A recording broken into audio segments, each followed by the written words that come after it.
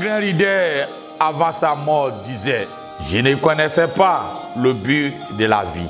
Un autre grand leader disait à ses disciples, cherche la vérité. Un autre grand leader de la masse disait à ses fidèles, avant sa mort, je ne suis pas le chemin. Mais Jésus a dit, je suis le chemin, la vérité et la vie. Nul ne vient au Père que par moi.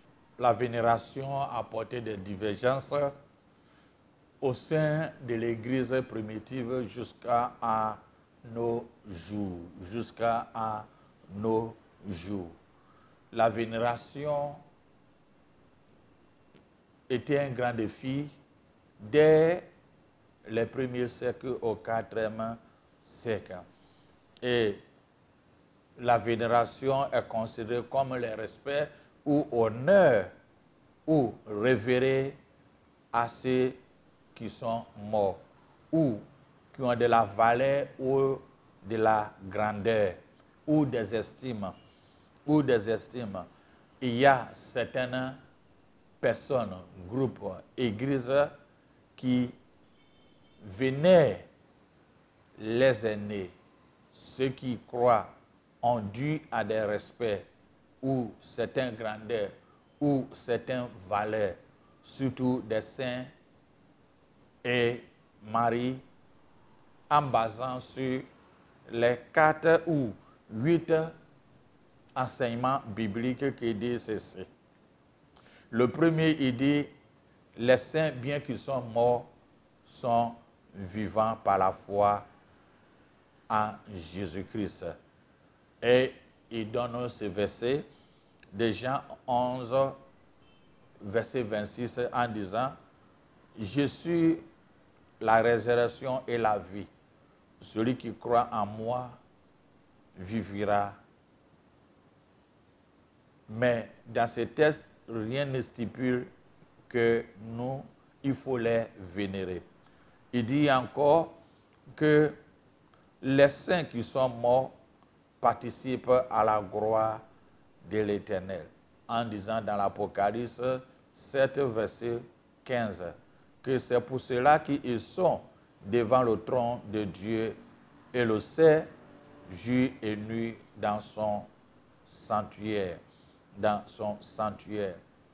Il dit encore, nous sommes reliés au principe par les principes de l'unité du corps de Christ mystique et de la communion des saints.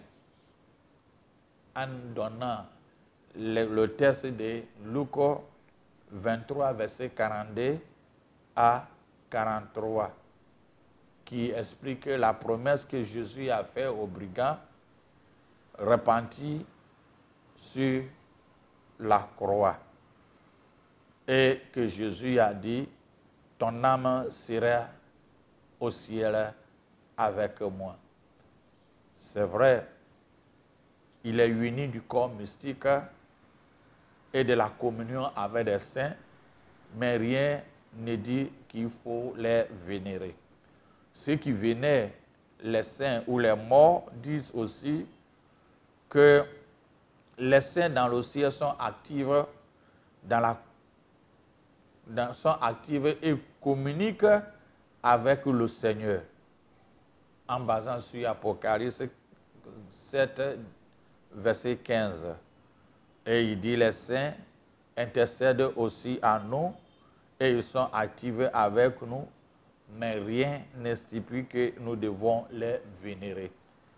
Il donne les récits concernant la transfiguration où Jésus était avec ses disciples, on vit Élie et Moïse, en expliquant que Hébreux chapitre 11 stipule les erreurs de la foi des Anciens Testaments et conclut dans Hébreux 12, nous fait comprendre que, en disant qu'il dit ceci, nous donc aussi, puisque nous sommes environnés d'une si grande nuée et de témoins, rejetons tout fardeau et le péché qui nous enveloppe si facilement et concourons avec persévérance dans la carrière qui nous est ouverte.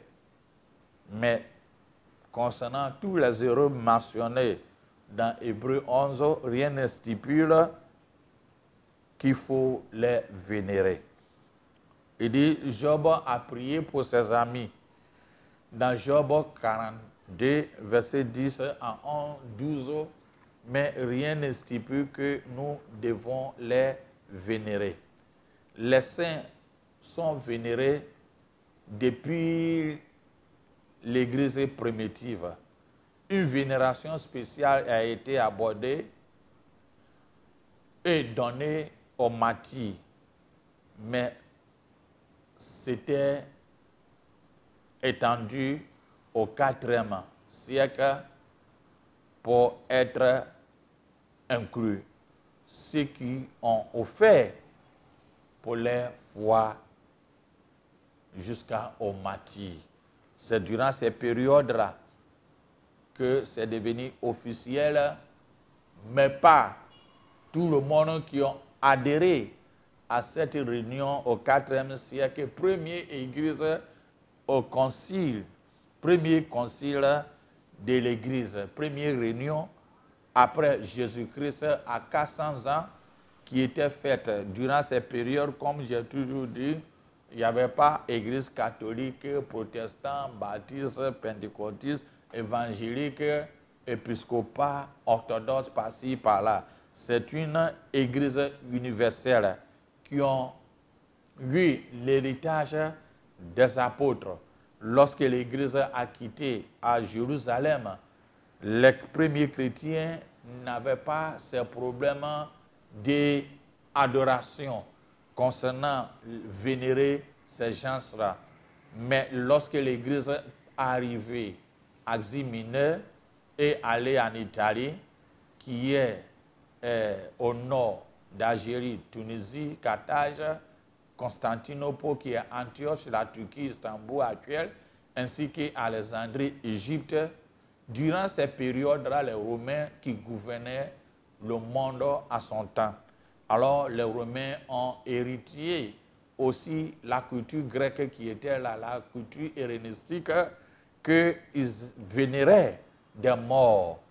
Ils vénéraient des morts. Ils vénéraient non seulement des morts, mais ils vénéraient aussi des vivants. Les premiers conciles, c'est-à-dire réunions de l'Église, ont abordé ce sujet-là concernant vénération. Et des sources anciennes disent que le martyr de Polycarpe, vers 135 après Jésus-Christ, a eu la vénération. Ce qui est étonnant, parce que Polycarpe a connu la martyre parce qu'il ne voudrait pas adorer ou vénérer quiconque ce soit, précisément César, comme le Fils de Dieu. C'est ce qui a conduit sa persécution et à être maîtrisé. Alors, après sa mort, certains lui ont vénéré. Voici certaines formes de vénération que j'ai listées et qui est pratiquée, que je vais vous expliquer et nous continuons. Les saints qui sont honorés et vénérés sont faits dans diverses manières dans des différentes églises qui pratiquent ou des églises orthodoxes. Une forme bien connue de dévotion aux saints est l'utilisation des icônes et des statues. Des statues des saints se trouvent souvent dans des églises, les maisons et parfois même sur des tableaux au bord de voitures. Des images des saints sont également placées dans les églises et les maisons, ainsi que sur certains des saints cartes, des médailles religieuses et de divers autres objets. Des icônes et les images sont souvent utilisés de diverses manières. Les rituels courants incluent s'agenouiller en priant devant eux, les toucher ou les embrasser, les regarder en contemplant ou simplement les utiliser comme outil d'enseignement. Voilà ces formes de vénération.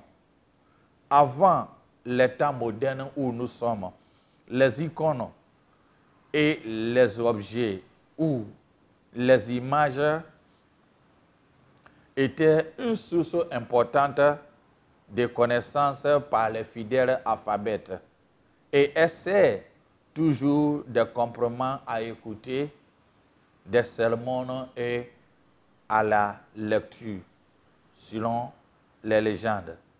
La valeur des saints vient du fait que Dieu les a sauvés, les a transformés, puisqu'il les a utilisés de la manière puissante et étonnante. Alors, pouvons-nous tous, avec Marie et des saints, tomber à genoux et adorer le seul qui en soit digne? La vénération des saints à travers des pratiques a l'âme, comme je le dis, non seulement le débat au IVe siècle au Concile de Nicée, mais aussi après la Réformation, l'Église protestante considère que ces pratiques est une idolâtrie pure, est une idolâtrie pure.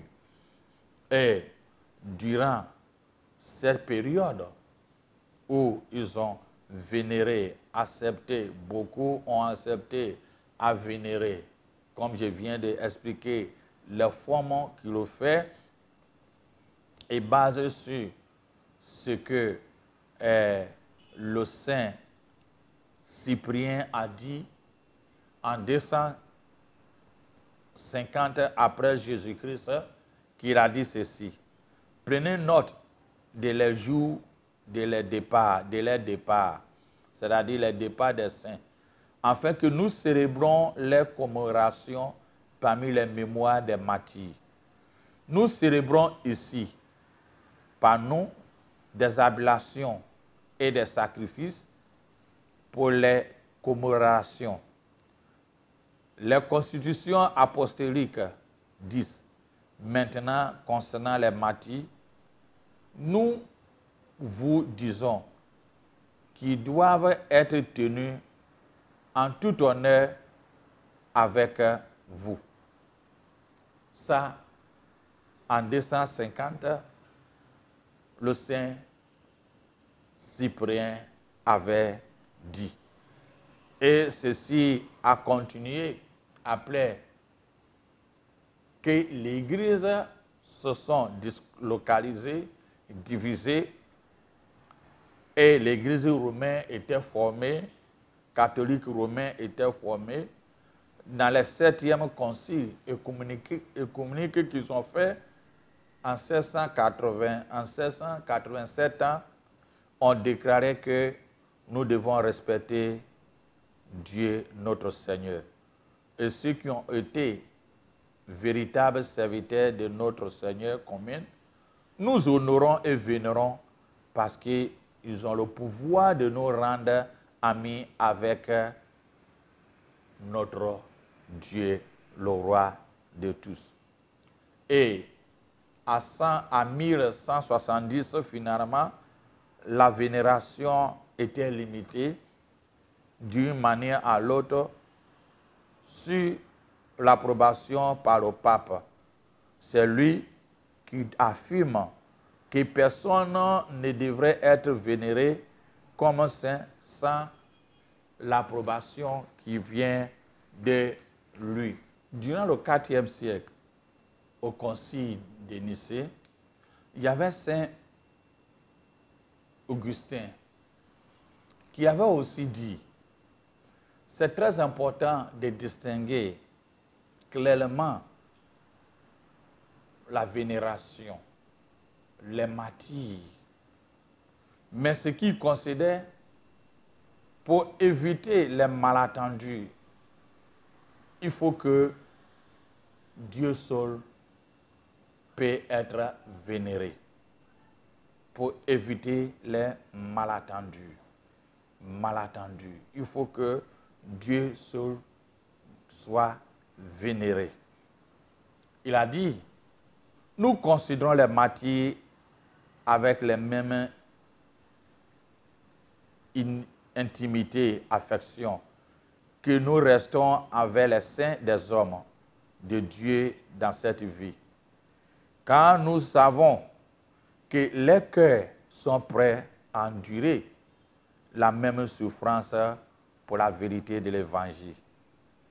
Il n'y a plus de dévotion dans notre sentiment envers les martyrs, puisque nous savons que le conflit est terminé et nous pouvons parler avec plus de confiance en louange de ceux déjà vainqueurs dans le ciel et que ceux qui combattent encore ici, c'est qui est proprement le culte divin. C'est vrai, nous avons l'affection des modèles qui sont morts pour le Christ.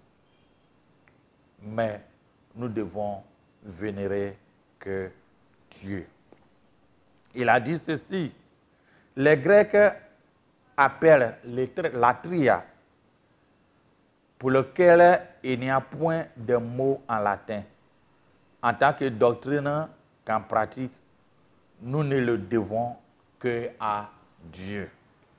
Nous devons que à Dieu. C'est à Dieu seul nous devons adorer. C'est à Dieu seul nous devons adorer. C'est vrai, nous devons vénérer, honorer, martyrs, des morts qui sont spéciaux, même nos parents, mais pas comme Dieu.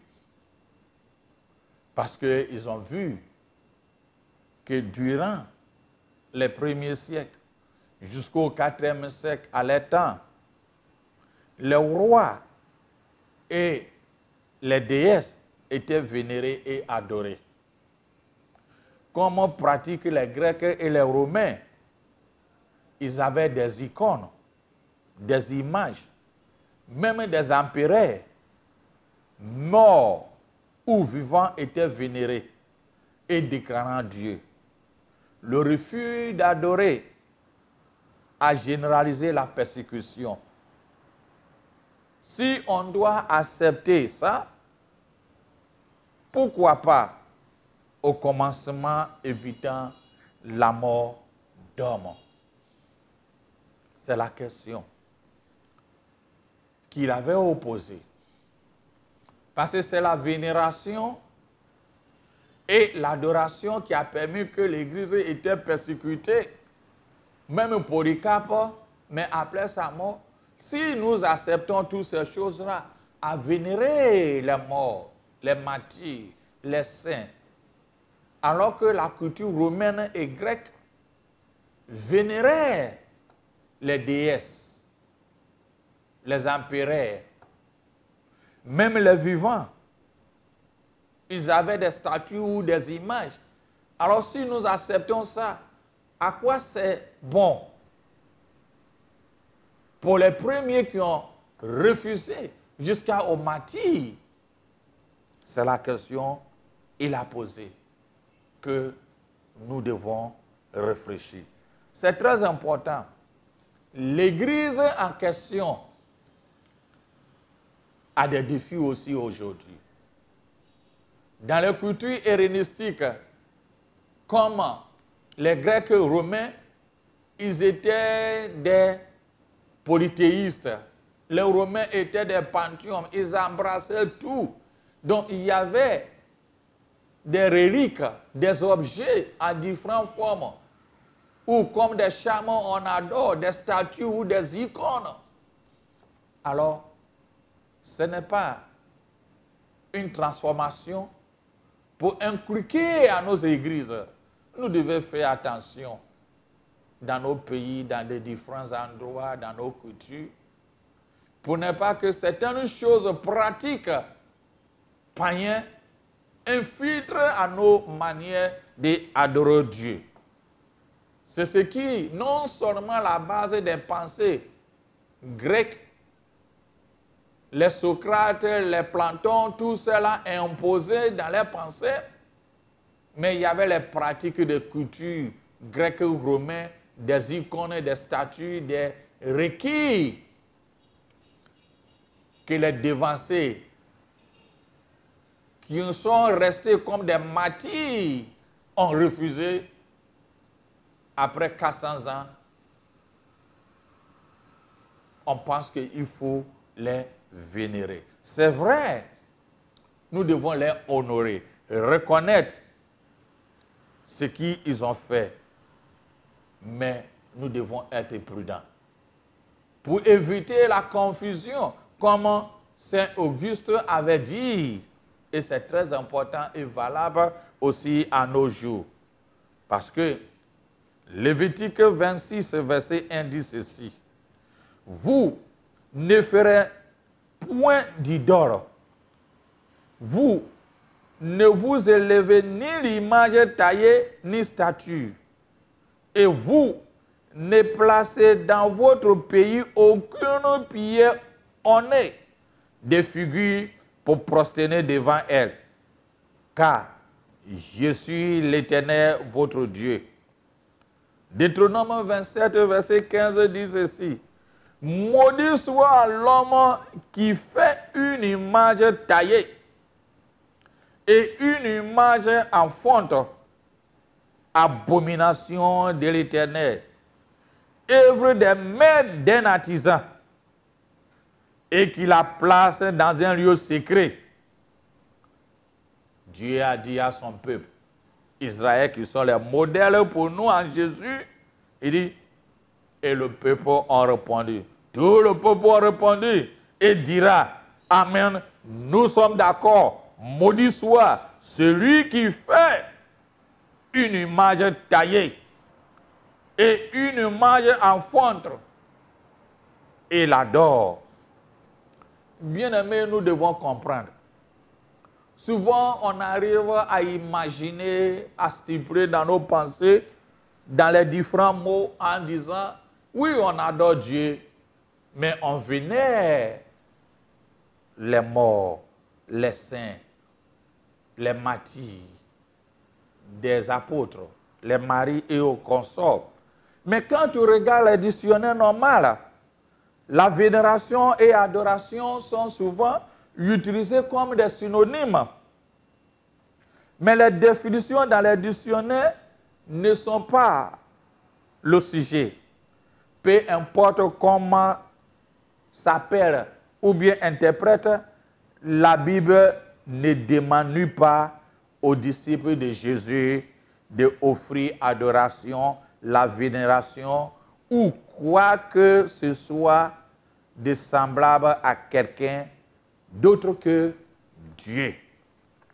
D'autre que Dieu.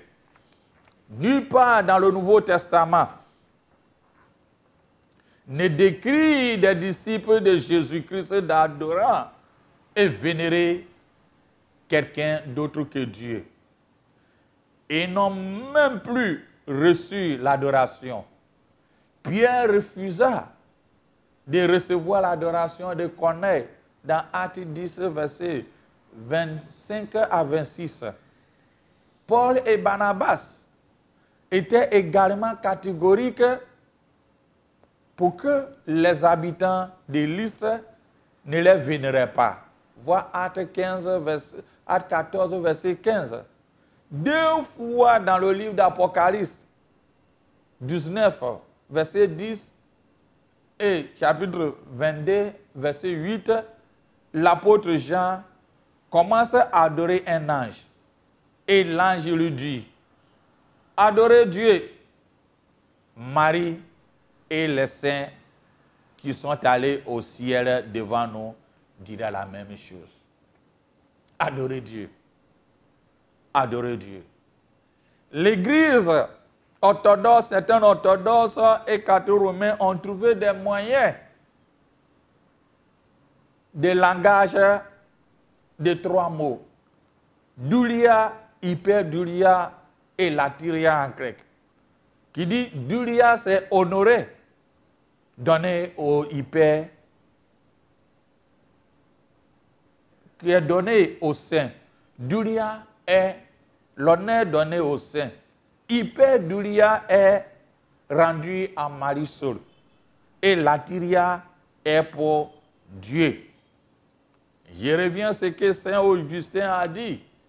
C'est vrai de choisir les mots, mais la pratique donne des confusions à cause de nos aspirations que nous voulons avoir des cultures grecques ou romaines, idolâtrie, incorporées dans l'Église. Pourquoi ne pas laisser tout cela et adorer uniquement à Dieu le seul, latyria? C'est ce que Saint Augustin a dit. Saint Augustin a dit. Et je crois que nous devons regarder nos cultures dans nos différents pays, dans nos différentes familles et personnelles et voir quelles conditions tu étais avant de revenir en Christ. C'est comme quelqu'un qui était frivole, dit Dieu m'a délivré, mais néanmoins j'ai mon livre de porno qui est là. Je ne suis pas en contact avec une femme. D'une manière à l'autre, c'est la même chose.